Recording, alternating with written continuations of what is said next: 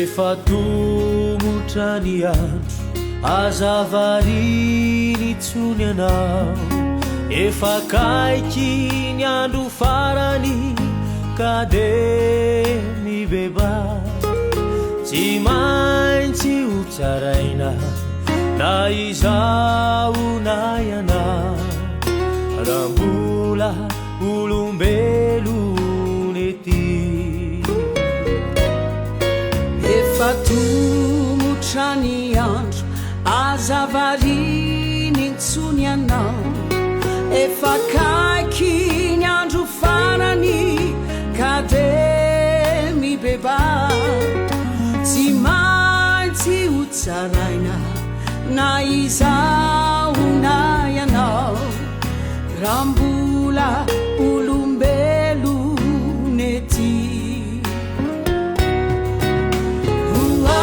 hoaviny fitsarana tsisy tsony ny fifonana nefizao mandehana itorisy lazaony ankonana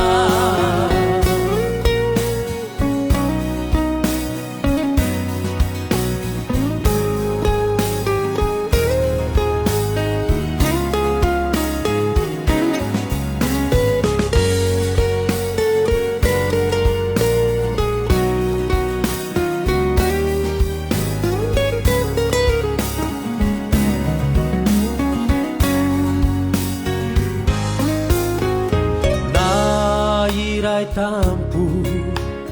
na pifankaty na gentilisa na pivavaka rehefa olona ka miainy ety tsy maintsy ho tsaraina izy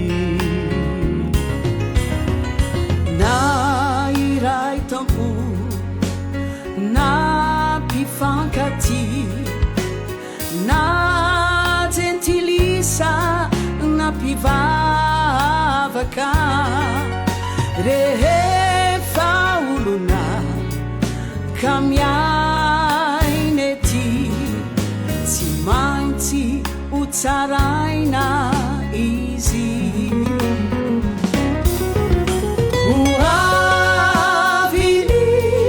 fitsarana tsisy tsony ny fifonana nefizao mandehana itorio sy lazaony ankonana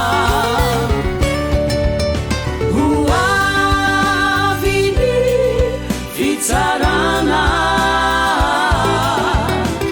tsisy tsony ny fifonana